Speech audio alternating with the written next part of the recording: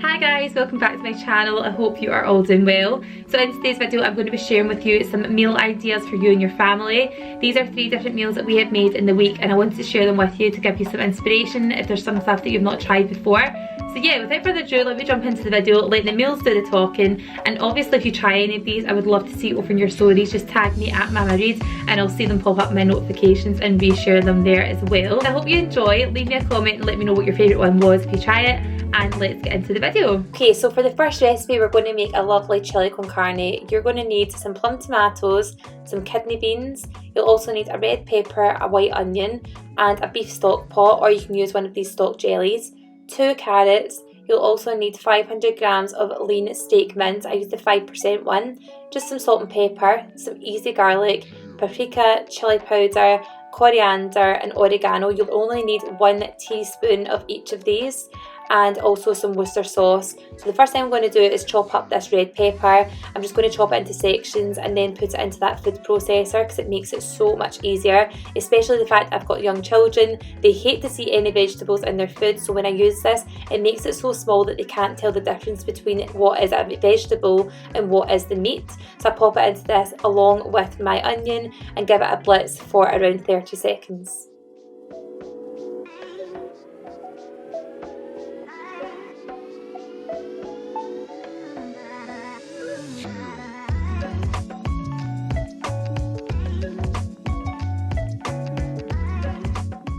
Once your veg has all been blitzed, you want to take your 2 carrots and grate them. Again, this is just to disguise it, but I also quite like the texture of this through the chilli because it's not too chunky. I like to have grated carrot through it, so just using this really easy grater from IKEA. It contains all of the carrot choppings into that blue container at the bottom. Next step is completely optional, but I tend to put a lot of my ingredients on a frying pan because I think it gives a lot more flavour to the dish, but it's completely up to yourself if you want to do this step or if you want to just put everything in the slow cooker. It's just your personal preference.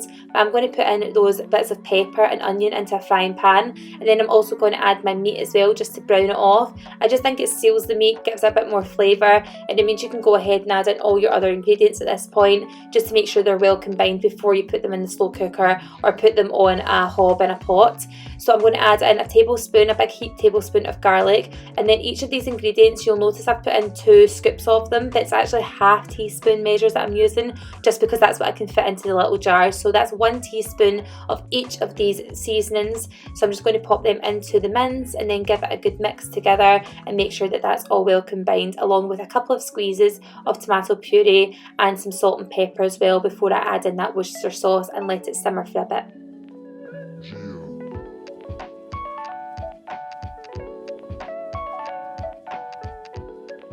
Now that everything is fried off, I'm going to add all my carrots into the slow cooker and then add all the contents from that frying pan in there as well. What you'll want to do at this stage is boil your kettle so you can get your stock jelly or your stock cube made. I just put in a splash of water, just enough to dissolve that, and add that to the mixture.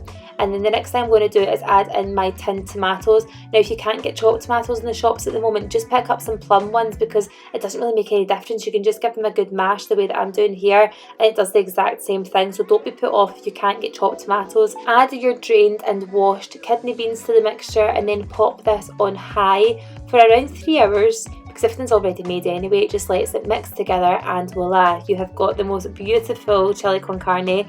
This dish never fails me. Those seasonings together work so well, and it means if you've not got a packet in, it doesn't matter, just use the things in your cupboard, serve it with rice and some nachos and you're done. Next up, we're going to make a Chinese sesame honey chili chicken. This is one of my favourite dishes to order from the Chinese, so I thought it'd be good to try and make one at home. You will need some squeezy honey along with some tomato ketchup, and then of the following ingredients you're going to need a teaspoon of each of them. So you'll need a teaspoon of chopped ginger, a teaspoon of chopped garlic, a teaspoon of black pepper, a teaspoon of Chinese 5 spice. You'll also need a teaspoon of sesame seeds to toast. You'll need some sea salt, and also you will need some dark soy or light soy, just whatever you've got in the cupboard. You'll need to chop up 1 onion too. I was going to add some of this broccoli, but in the end I never bothered. I just kept it as it was. And then of course you're going to need your chicken, which I'm going to chop into really nice long thin slices. I think this is one of the ways that they make it when you get a Chinese takeaway, so it just feels a bit more authentic to cut it this way. So I'm going to chop these into nice little slithers, and then I'm going to add them into a bowl and add all my seasonings in and mix it well.